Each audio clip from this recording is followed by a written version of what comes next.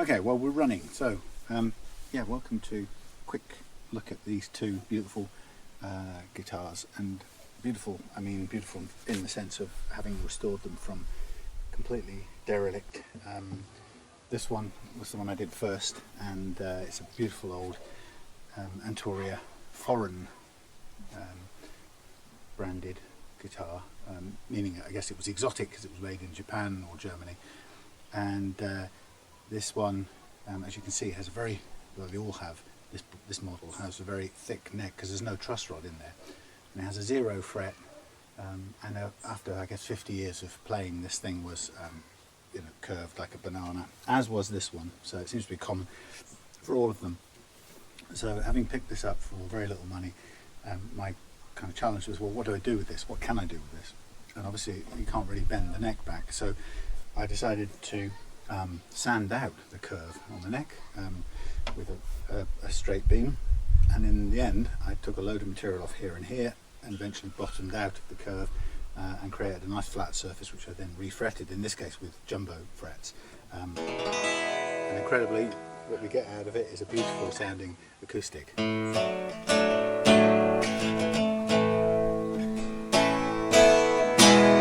Which has some nice metallic kind of tones to it. So this is all a mixture of ply and wood for the neck obviously, but it has a unique tone which I really love.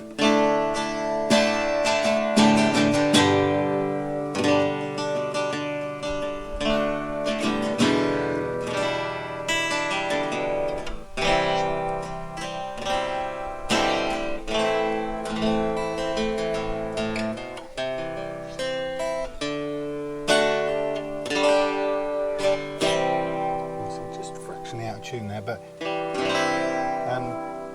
so there you go. That was my first little success, and I changed the tuners. I got some Gibson Deluxe tuners by chance.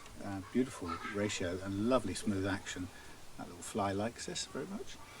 So the net result of all of this is a guitar that's just great to play, and it's got woodworm in it, well, had woodworm, and it's old and it's seen better days than that, but what a great old find, and how nice to bring it back to life. So try and remember this tone. Sort of a slightly metallic ring. This one was difficult to fret because the construction of this guitar means there's a kind of bridge hovering over here. Quite difficult to put any pressure on, so I had to build all kinds of jigs to do this, but even having done that, the radius of the neck wasn't as precise as I'd like it to be, and so some of these frets are a little bit high, which means right at the end here, actually not too bad, but they just get in the way right up there, a little bit more than I would have liked. But overall, a really nice guitar to play, and fantastic to have rescued it. So on the strength of that, I found this thing on eBay, and it was badged up. It had a painted white headstock, and it had Hofner written on there. I mean, if it wasn't written, it was stuck on with sticky tape. Now I'm trying to get a better sound out of these, and I don't think putting the recorder over there is really going to help. So let me try a little dangerous experiment. I'm just going to shift round because I want to get this thing a little bit closer.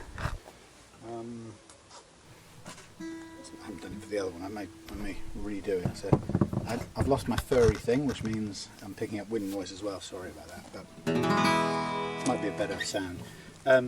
Yeah, so this one, I spotted it, had this Hofner written on here, and it clearly wasn't a Hofner. And of course, by the headstock, I recognised it as either identical or very similar, probably the same factory as that thing.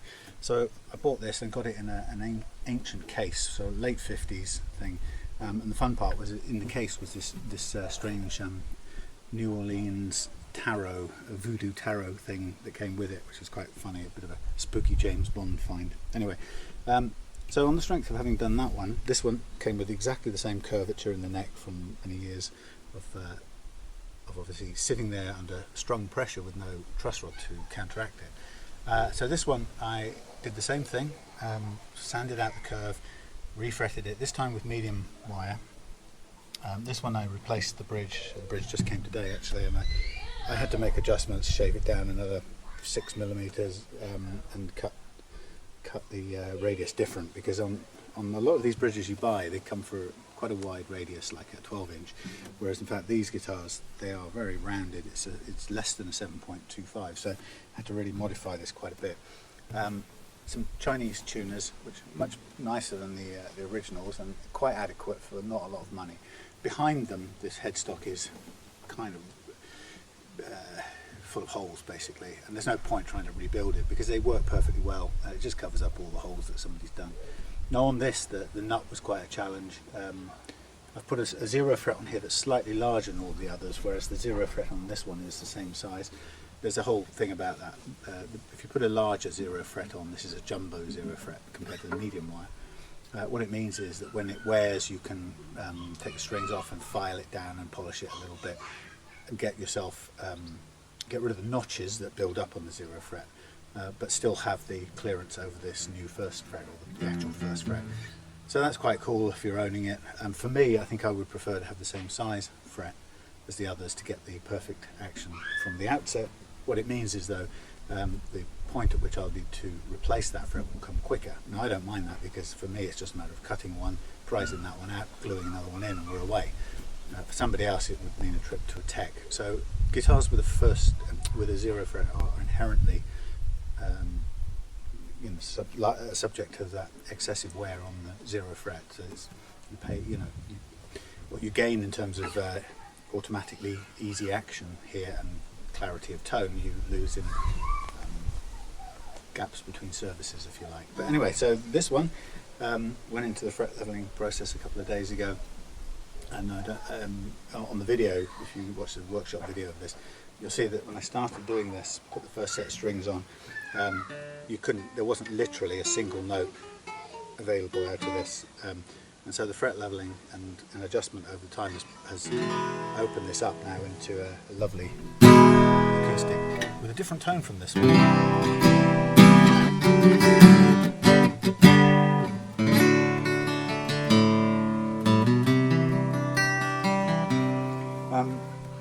What I also did on this one is I grouped the strings a little closer. Since I made this nut from scratch, and I might remake it again actually, because it's just a little short on this end. It's not a real issue for the price that, or the amount I can charge for a guitar of this sort of finish. The nut's working perfectly. I don't really need to spend 2 hours making another one. But I grouped the strings a little closer together. The default was the space between E and E on these necks is about 37.5 millimeters.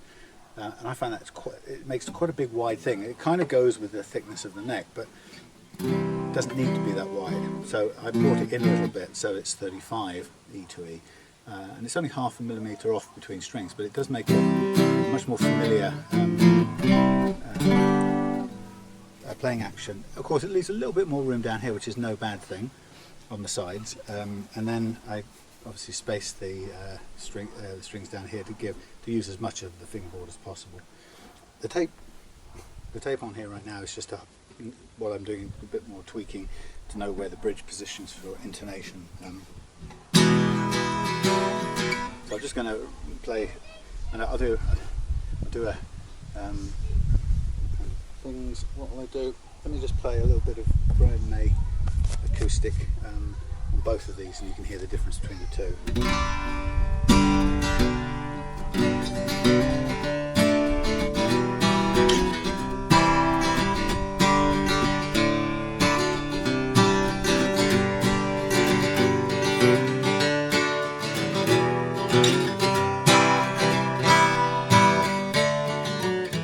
I missed that.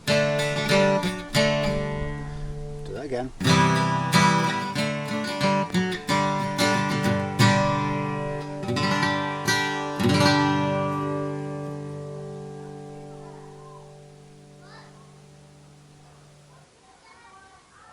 Quite a lot of nice sustain there out of that. So I'm very pleased with it. It's a real nice outcome. Now let's listen to this one again. Exactly the same model, slightly different construction. You hear that metal tone.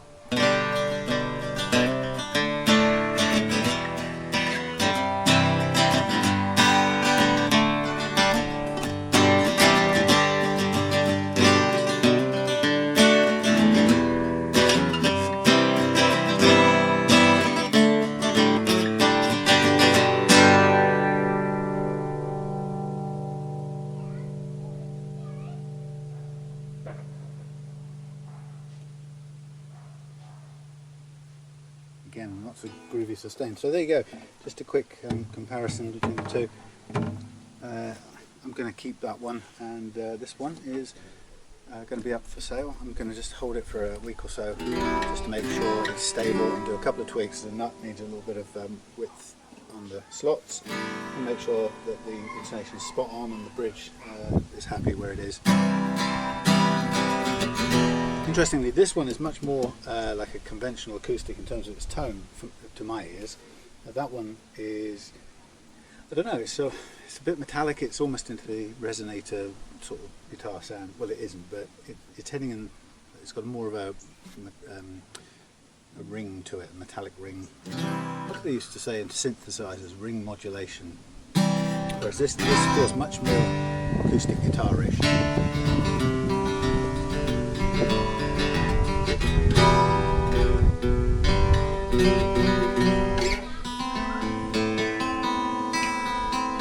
And with this one, there's one tiny little bit of the only note that just has a little bit of zizz to it, and then out here there's two really on the whole neck, which isn't bad for such an old thing. And I could raise the action. At the moment I'm keeping it low, and I may over time do another very, very mild fret leveling. It's quite a lot of effort to do it just to clear those two little tiny notes, which you could get rid of by just raising the bridge a fraction of a millimeter. But I'm just going to do a couple of tweaks. I really like this. How's this running? Can you hear this?